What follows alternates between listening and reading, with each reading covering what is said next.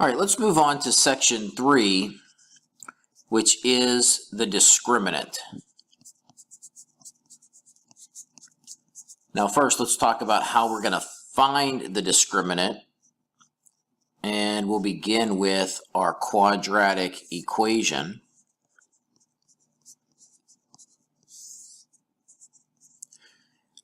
And the discriminant is just the part of our quadratic equation that's under the square root. So you've actually been finding the discriminant in the last two sections, you just didn't know it. So the discriminant equals b squared minus 4ac. Now let's talk about how this number is going to help us.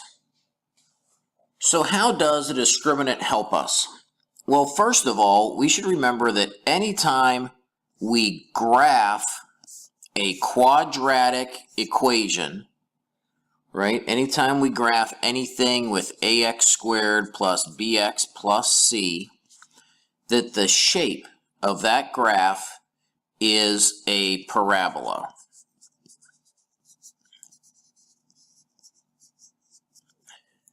And essentially that looks like a U. Well, if we thought about all the ways we could graph a parabola, one way would be that the U could go down below the x-axis. One way or another way would be that it could go above the x-axis. And another way, what would the third way be? On the left, it goes below the x-axis. In the middle, it goes above the x-axis the entire time.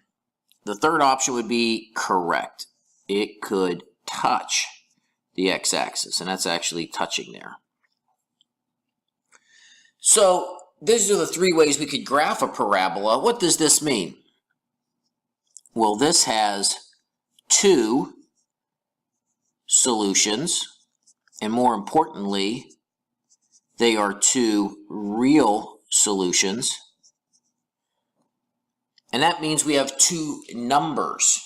And in a lot of the problems that you've done, you've had two solutions. When does this happen?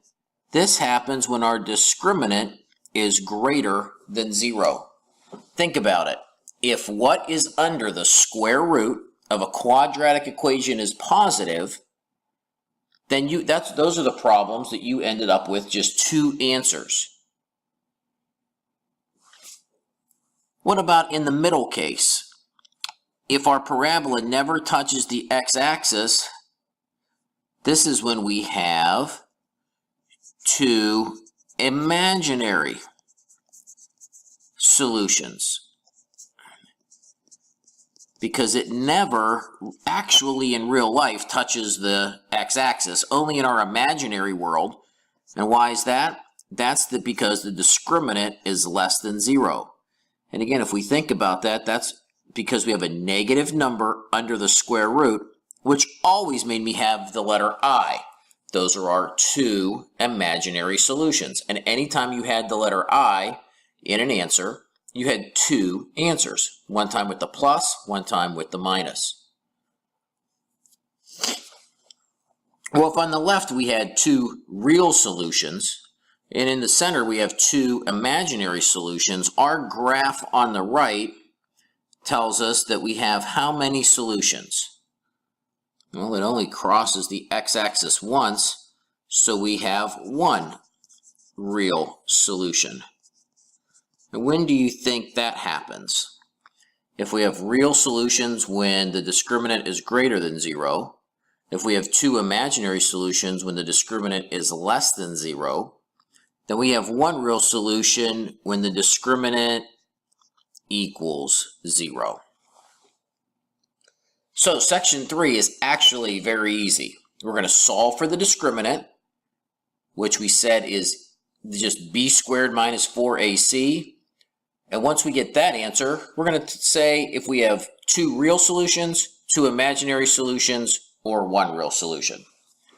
Let's do 3 examples and we will be done with this section. Example 1, x squared plus 3x minus 5 equals 0.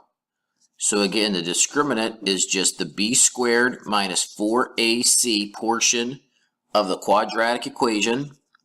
Plug in our numbers. B is 3, 3 squared minus 4, a is 1, and c is negative 5.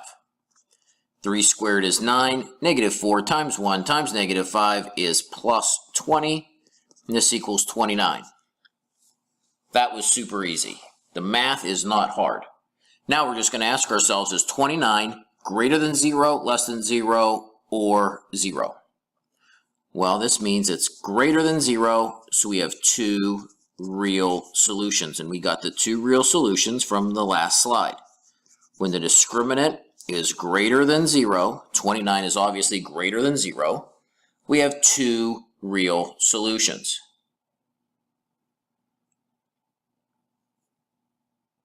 This is a graph of that equation. You don't have to graph it. I just want you to be able to see that this crosses the x-axis twice, which is what we just said. Two real solutions. Let's try example 2. 2x squared plus x plus 7 equals 0.